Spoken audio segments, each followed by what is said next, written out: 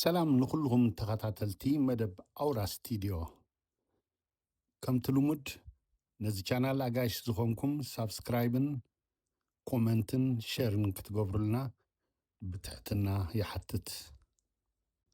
ክሳብ 2009 ኣብ ኣስመራ ኣብ ዝነበርኩሉ ግዜ ብተደጋጋሚ ዝሰምዖ ዝነበርኩ ዘሰንብድ ዜና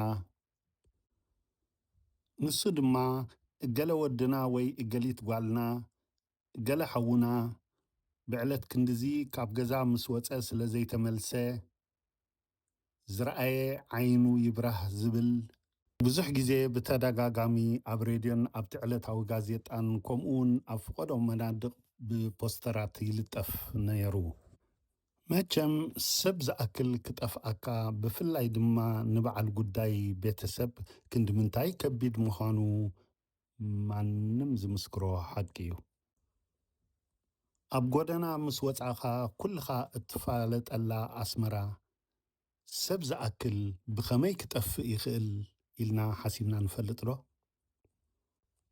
እቲ ዝገርም ነገር ግን እቲ ሰብ ዝጠፍኦ በዓል ጉዳይ ናብ ዝምልከቶ ምስ ኣመልከተ ይንዋሕ ይሕፀር እቲ ጠፊኡ ዝበሃል ዘሎ ሰብ ድሃይ ክርከቦ ናይ ግድን እዩ።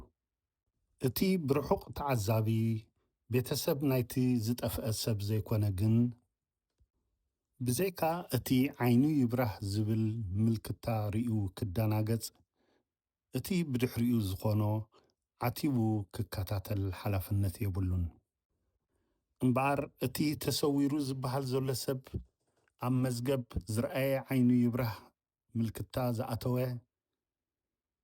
ብድሕሪኡ ድሃዩ ተረኺቡ ይፈልጥ ዶ? እዚ ትሕቶ ኣብ መብዝሕትኡ ሓደ ተሰዊሩ ዝተባህለ ሰብ ድሕሪ ግዜ ወይ ዓዲ ቀይሩ ኣብ ካልእ ቦታ ይርከብ ወይ ድማ ሬስኡ ይርከብ ወይ ድማ ተኣሲሩ ፀኒሑ ተባሂሉ ድሃዩ ይርከብ እዩ። ኣብ ኤርትራ ግን ፍልይ ዝበለ ተርእዮ እዩ። እቲ ተሰዊሩ ዝበሃል ሰብ ድሃይ ኣይርከቦን እዩ። ወይ መይቱ ኣይትረኽቦን ወይ እውን ጠፊኡ ከም ዝዓድሎ ኣይትረኽቦን ወይ እውን ከም ዝተኣስረ ኣይትፈልጥን። ናበይ ዝኸይድ? እዚ ከዓ ካብ እንፈልጦም ብዙሓት ዝተሰወሩ ዘረጋግፅዎ ሓቂ እዩ። እሞ እንታይ ደኣይነና ንብል? መን በላዒ ኣጥሪና ኢልና ዶ ንሓስብ?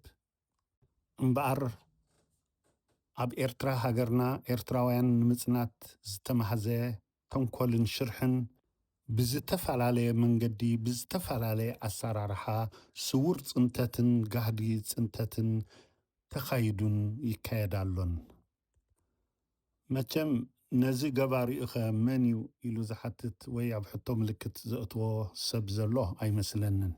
ኣብዚ ዝበሃል ዘሎ ኣርእስቲ ንምብራህ ዝኣክል ክጥቀስ ስለ ዘለዎ ግን እምበኣር ንምኽንያት ጽንተት ኤርትራውያን ሓላፍነት ዝወስድ ዋና ተሓታቲ እቲ ብስም ሓርነታዊ ቃልሲ እናበለ ህዝቢ ዘታለለ ዘጋደለ ንብዙሓት ፍትሓውያን ኤርትራውያን እናጥፍአ ንኣተሓሳስብኡ ዝግዝኡ እሽጎይታይ ባህልቲ ኣገልገልቲ ሃኒፁ ክሳድ ምሰርጎደ ሰልፊ ባርነት ሰዊዱ ሓይሊ ገይሩ ካብ በረኻ ንዓዲ ምስ ኣተወ ካብቲ ግዜቲ ኣትሒዙ ክሳብ ሎሚ ስልጣን ህዝቢ ብዓመፅ ብሓይሊ ራስዩ ጥራሕ ዘይኮነ ምስኡን ኣብ ኣከባቢኡን ዝነበሩ ሰበስልጣን ናይ ሎምን ናይ መጻእን ስግኣት ክኾኒኦም ዝበሎም ኩሎም ዝጠርጠሮን ዝመሰሎን ዘበለ ኩሉ እናፅረየ ዝመፀ ንሱ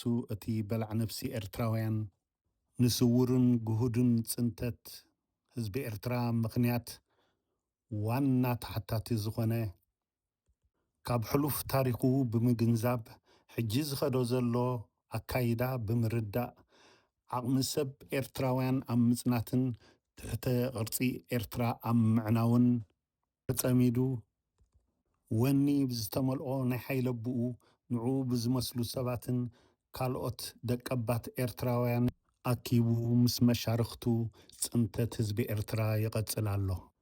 እንተኾነ ግን እዚ ኩሉ እናረኣየ እናሰምዐ መጣቕዕን ወዳስን ህዝቢ ኣይተሳእነን። እቲ ገለ ብሃሰሰ ለባም ብገርሁ ደቅና እንድዮም ናትና እንድዮም ንመን ክንህቦም ሃገር ኣምፂኦም እንድዮም እናበለ እቲ ገለ ድማ ብረብሓ ዝተቖርነ ገሊኡ እውን እቲ ስርዓት ኣብ ገበን ዘእተዎ እሞ መውፅኢ ዝሰኣነ እቲ ካልእ ከዓ ደፊሩ ኣነ ኤርትራዊ እየ ክብል ስለ ዘይክእል ድሕሪ እዚ ስርዓት እዚ ከምብሩኒ ኣይክእልን እዮም ካብ ዝብል እንተበዚ እንተበቲ ነቲ ስርዓት ዝገብሮ ዘበለ ፀይቂ ኩሉ ዝባረኸሉ ኣይሰኣነን። እቲ ቀንዲ ስግኣት ክኾነና ዝኽእል እምበር እቲ ስርዓት ከምዚ ዝኸዶ ዘሎን እዚ ደንበ ተቃውሞ ከምዚ ኮይንዎ ዘሎን ኩሉ ተደማሚሩ ድሕሪ ገለ ዓመታት እታ ንፈልጣ ኤርትራ ወይ እውን እዛ ሕጂ ንሪኣ ዘላ ኤርትራ እውን ኣብ ሕቶ ምልክት ክትኣቱ ምዃና ዘይተርፍ ነገር እዩ። ስለዚ ንተዓረ ንመዓራረ ንሰማማዕ እቲ እንኮም መፍትሒ እዚ ጥራይ እዩ። ሓቢርና ንስራሕ። እዝጎ ድሓንኩም